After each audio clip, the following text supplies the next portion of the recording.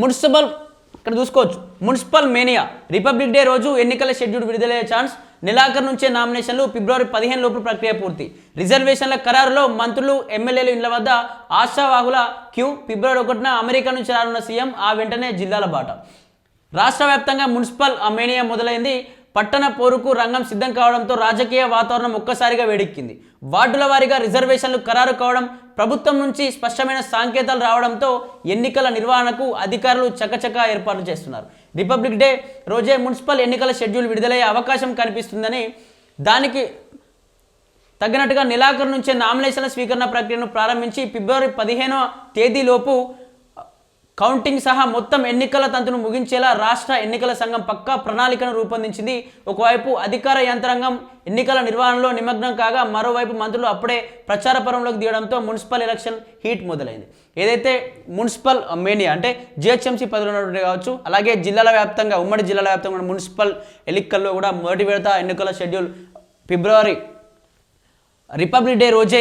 విడుదల కానుంది అని చెప్పేసి కూడా ఇక్కడ చెప్తున్నారు అలాగే నెలాఖరు నుంచే నామినేషన్లు ఈ నెలాఖరు నుంచి నామినేషన్లు పెట్టి ఫిబ్రవరి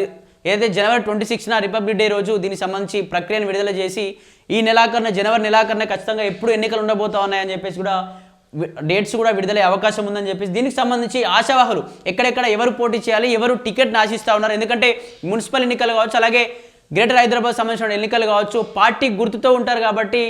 అభ్యర్థులు పార్టీ గుర్తుతో గెలిచే అవకాశం ఉంటుంది కాబట్టి అసలు కాంగ్రెస్ పార్టీ చేసినటువంటి హామీల విషయంలో కావచ్చు అసలు ఏం మాట్లాడబోవాలి అసలు కాంగ్రెస్ పార్టీలో పోటీ చేసినటువంటి అభ్యర్థులు అసలు కాంగ్రెస్ పార్టీకి ఓటేయాలని చెప్పేసి ప్రజల వద్దకు ఏ విధంగా పోయి అడగాలి అని చెప్పేసి పూర్తి విషయాలు వీళ్ళందరూ మాట్లాడుకుంటా ఉన్నారు అందరూ మంత్రులంతా కూడా ఎందుకంటే కాంగ్రెస్ పార్టీ అధికారంలో ఉంది కాబట్టి కాంగ్రెస్ పార్టీయే మున్సిపాలిటీ మేయర్లను కావచ్చు వీళ్ళందరినీ కూడా సాధించే అవసరం ఉండాలి కాబట్టి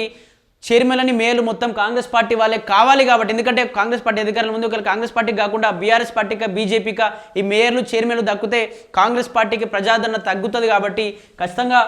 అందరూ సాధించే ప్రక్రియ ఉంటుంది ఫిబ్రవరి 1 నుంచి కూడా సీఎం ఫిబ్రవరి 1 తర్వాత సీఎం హైదరాబాద్కి రాను హైదరాబాద్ వచ్చిన తర్వాత మంత్రిమండలి సమావేశం ఏర్పాటు చేసి అసలు ఏ విధంగా ముందుకు పోవాలి ఎటువంటి కార్యాచరణతో ముందుకు పోవాలి ప్రజలకి ఏమేం చేసినాం ఏమేం చేయలేదు ఇంకా ఏం చేయబోతున్నాం అని చెప్పేసి ప్రజలకు ఎటువంటి విషయాలు చెప్పాలి అని చెప్పేసి పూర్తి విషయాలు మాట్లాడే అవకాశం ఉంది దీనికి సంబంధించి ఎవరెవరు ఎప్పుడైతే పార్టీల్లో పెద్ద ఎత్తున కూడా చాలామంది కష్టపడుతూ ఉంటారు వాళ్ళందరూ ఇటు కాంగ్రెస్ పార్టీ కావచ్చు బీజేపీ కావచ్చు బీఆర్ఎస్ కావచ్చు వీళ్ళందరూ కూడా పార్టీలో ఏదో ఒక రకంగా ఏదో పదవి రాబోతుంది నాకు ఏదో ఒకటి రాబోతుంది జిహెచ్ఎంసీ పరిధిలో పదవన్నా కనీసం డివిజన్లో ఒక అభ్యర్థిగానన్నా మాకు పోటీ చేయనిస్తారేమో కనీసం మున్సిపాలిటీలో ఉన్నటువంటి ఒక కౌన్సిలర్గా నాకు ఛాన్స్ వస్తుందని చెప్పి చాలామంది ఆశావాలే ఎదురు చూస్తూ ఉన్నారు ఇందులో చాలామంది కూడా ఇబ్బంది పడే అవకాశం ఉంటుంది ఎందుకంటే అతనికి వస్తుందని చెప్పేసి వెయిట్ చేస్తే అతను కాకుండా అతను ఆపోజిట్ వ్యక్తికి రావడం వల్ల కూడా ఇక్కడ సహనం పెరిగిపోయి అతని పైన కూడా ఇబ్బందికి గురి చేసే ఛాన్స్ ఉంటుంది అక్కడ ప్రజలు కూడా డివైడ్ అయ్యే ఛాన్స్ ఉంటుంది అక్కడ ఓట్లు చీలిపోయే ప్రమాదం ఉంటుంది ఈ విధంగా కూడా వీళ్ళందరూ దీనికి సంబంధించి ఆలోచిస్తూ ముందుకెళ్ళబోతున్నట్టుగా కూడా తెలుస్తూ ఉంది